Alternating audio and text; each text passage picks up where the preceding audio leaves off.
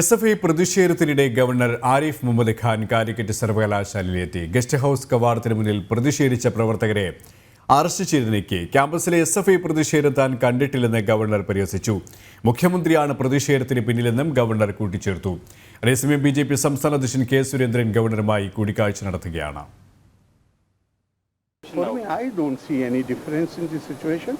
As far as I am concerned, I have not seen anybody. I heard some voices, but because darkness, so I have not seen it. Some more than I remember, I have already said it, my ideal is Swami Vivekananda. And he has said, face the brutes, face the terrible, face them boldly.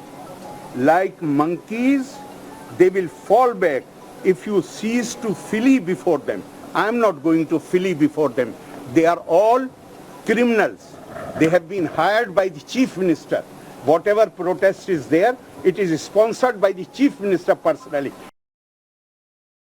വിശദാംശങ്ങളുമായി ആനന്ദ് പുതൂർ ചേരുകയാണ്. ആനന്ദ്, അതിനിശ്ചിതമായ ഭാഷയിൽ തന്നെയാണ് governor doctor Arif Muhammad Khan SFIയും ഒപ്പം മുഖ്യമന്ത്രി പിണറായി വിജയനെയും വിമർശിച്ചത്. ഈ തെമ്മാടിത്തരത്തിന് പിന്നിൽ SFI പ്രവർത്തകരുടെ പ്രതിഷേധത്തിന് പിന്നിൽ മുഖ്യമന്ത്രി പിണറായി വിജയനാണ് എന്നുള്ള രീതിയിൽ തന്നെയാണ് ഗവർണർ നിശ്ചിതമായി വിമർശനം ഉന്നയിച്ചത്. ഒപ്പം SFIയുടെ പ്രതിഷേധത്തിന് മുന്നിൽ ഒരിക്കലും മുട്ടുമടക്കില്ല എന്നുള്ള താക്കീതും ഗവർണറുടെ ഭാഗത്ത് നിന്ന്. പ്രവർത്തകരുടെ പ്രതിഷേധം പോലീസ് ഇതിനെ നേരിട്ടതും ഈ തരത്തിലാണ്. ഗവർണർ മറ്റെന്തൊക്കെ കാര്യങ്ങളാണ് വിശദീകരിച്ചത്? തീർച്ചയായും KP കുറച്ച് സമയങ്ങൾക്ക് മുമ്പായിരുന്നു ഗവർണർ ആരിഫ് മുഹമ്മദ് ഖാൻ മാധ്യമങ്ങളെ കണ്ടത്. സംസ്ഥാന സർക്കാരിനെതിരെയും മുഖ്യമന്ത്രിക്കെതിരെയും ശക്തമായിട്ടുള്ള വിമർശനങ്ങൾ തന്നെയാണ് അദ്ദേഹം ഇന്ന് മാധ്യമങ്ങൾക്ക് മുമ്പാകെ വെളിപ്പെടുത്തിയത്. അതായത് ഇത്തരത്തിലുള്ള SFIക്കാരുടെ പ്രതിഷേധത്തിന് പിന്നിൽ മുഖ്യമന്ത്രിയാണുള്ളത്. മുഖ്യമന്ത്രിയാണ് ഇത്തരം ആളുകളെ പ്രതിഷേധക്കാരായി പറഞ്ഞു വിടുന്നത്. ഈ കാവ്യവൽക്കരണം, അതായത് സെനറ്റുകളടക്കം കാവ്യവൽക്കരിക്കാനുള്ള ആരോപണത്തിന് കൃത്യമായിട്ടുള്ള ഒരു മറുപടി തന്നെയാണ് ഇന്ന് ഗവർണർ പറഞ്ഞിട്ടുള്ളത്. അതായത് കേരളത്തിൽ നിരവധി പ്രാചീന ക്ഷേത്രങ്ങളുണ്ട്, അത് കാവ്യവൽക്കരണമാണ്. എന്തായാലും ഖുർആൻ പ്രകാരം കണ്ണിന് ഏറ്റവും നിറം എന്ന് പറയുന്നത് കാവ്യാണെന്നാണ് അത്തരത്തിലുള്ള ആരോപണങ്ങളെ തള്ളിക്കൊണ്ട് ഇന്ന് ഗവർണർ പറഞ്ഞത്. അത് മാത്രമല്ല, മുഖ്യമന്ത്രിക്കെതിരെ രൂക്ഷമായിട്ടുള്ള ഭാഷയിൽ തന്നെയാണ് അദ്ദേഹം പ്രതികരിച്ചിട്ടുള്ളത്. കണ്ണൂരിലെ ക്രിമിനൽ പശ്ചാത്തലത്തിലാണ് പല നേതാക്കന്മാരും എത്തിച്ചേർന്നിട്ടുള്ളത്. കാവി കണ്ണിന് കുളിർമയുള്ള കളർ തന്നെയാണ്. അത് മാത്രമല്ല, മറ്റ് സംസ്ഥാനങ്ങളെ അപേക്ഷിച്ച് കൂടുതൽ ക്ഷേത്രങ്ങൾ കേരളത്തിലുണ്ട്, അത് കാവ്യവൽക്കരണമാണോ? എന്തായാലും സെനറ്റിലെ ആളുകളെ നിയമിച്ചതിൽ ശ്രമിച്ചുകൊണ്ട് ഈ SFIയുടെ ആരോപണത്തിനെതിരെ ഗവർണർ പറയുന്നത്, ഈ സെനറ്റിലെ കാവ്യവൽക്കരണം എന്ന ആരോപണം ആരെയാണ് ഞാൻ ബോധിപ്പിക്കേണ്ടത്? അതായത് ആരെ നിയമിക്കണമെന്ന് ചോദിക്കാൻ ഈ SFI അടക്കമുള്ള സംഘടനകൾ ആരാണ്? ഈ നിയമിക്കേണ്ട ആളുകൾ തീരുമാനിക്കുന്നത് താനാണ്, തന്റെ വിവേചനാധികാരമാണിത്. തനിക്ക് മറുപടി പറയേണ്ടത് ഇന്ത്യൻ പ്രസിഡന്റിനോട് മാത്രമാണ്.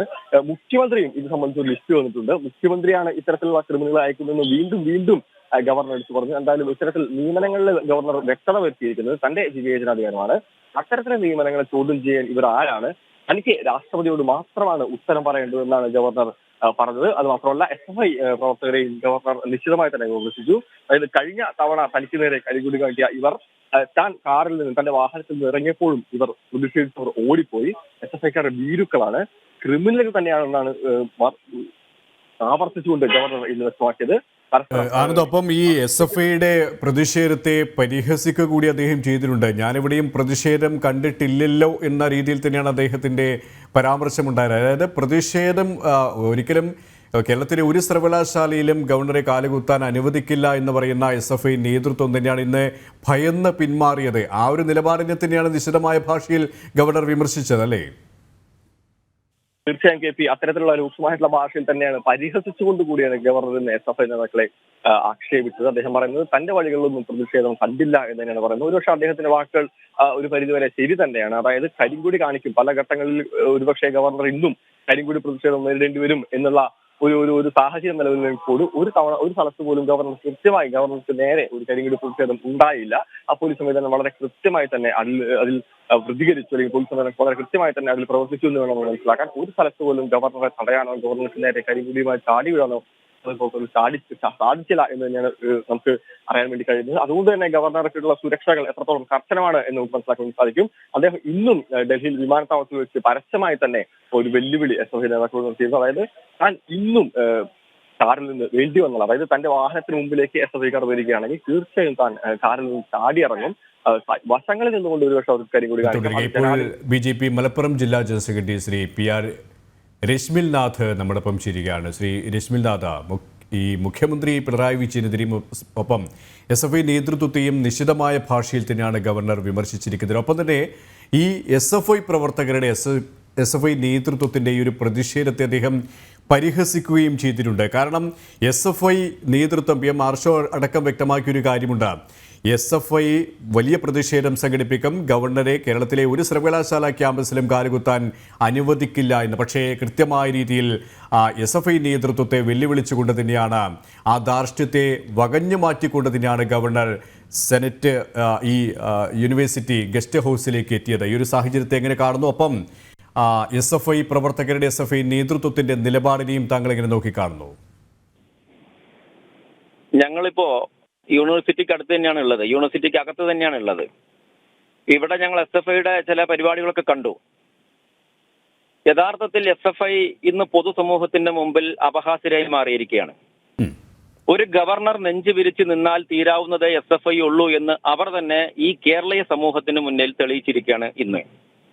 യഥാർത്ഥത്തിൽ SFIക്ക് എന്താണ് കേരളത്തിലെ ക്യാമ്പസുകളിൽ കാലുകുത്താൻ ഗവർണറെ അനുവദിക്കില്ല എന്ന് പറയാനുള്ള അവകാശം? ആർക്കാണ് അവർക്ക് അതിനുള്ള അധികാരവും അവകാശവും നൽകിയിട്ടുള്ളത്? ആർഷോയ്ക്ക് ഒരുപക്ഷെ അടുത്ത ലോക്സഭാ തെരഞ്ഞെടുപ്പിൽ ഒരു സീറ്റ് തരപ്പെടുത്താൻ വേണ്ടി പലതും കാണിക്കാനുള്ള ഒരു ഗിമ്മിക്കായിരിക്കാം. പക്ഷെ ഇതിന് പൊതുസമൂഹത്തെ ബുദ്ധിമുട്ടിക്കുന്നു, കേരളത്തിലെ ഒരു വലിയ വിഭാഗം പോലീസിനെ ബുദ്ധിമുട്ടിക്കുന്നു, ഇത് ജനങ്ങളെ ബുദ്ധിമുട്ടിക്കുന്നു. ഇതുകൊണ്ട് SFIക്ക് എന്താണ് നേട്ടം?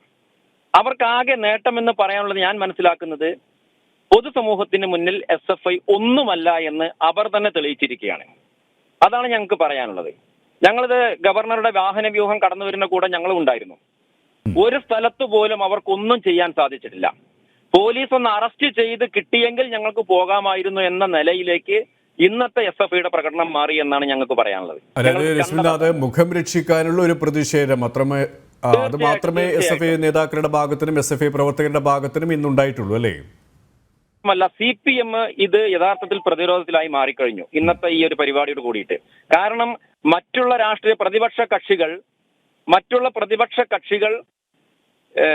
മുഖ്യമന്ത്രിക്കെതിരെ കരിങ്കൊടി കാണിക്കുന്നത് പാടില്ല എന്ന് പറയുന്ന ഇതേ കമ്മ്യൂണിസ്റ്റ് പാർട്ടിയുടെ വിദ്യാർത്ഥി സംഘടന ഗവർണർക്കെതിരെ കരിങ്കൊടി കാണിക്കുമ്പോൾ അതിനെ ന്യായീകരിക്കേണ്ട ഗതികേട് കൂടി ഇന്ന് കമ്മ്യൂണിസ്റ്റ് പാർട്ടിക്ക് CPM-ന് ഇന്ന് കേരളത്തിൽ വന്നിരിക്കുന്നു എന്നുള്ളതാണ് പറയാനുള്ളത്.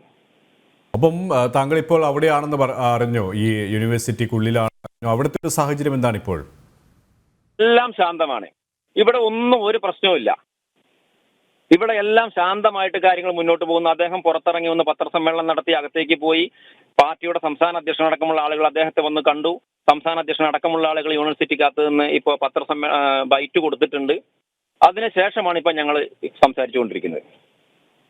യെസ്, വളരെയധികം നന്ദി ഇസ്മിൽ നാഥ്, ഈ ഒരു സമയം ഞങ്ങളോട് സഹകരിച്ചതിന്. ഇപ്പോൾ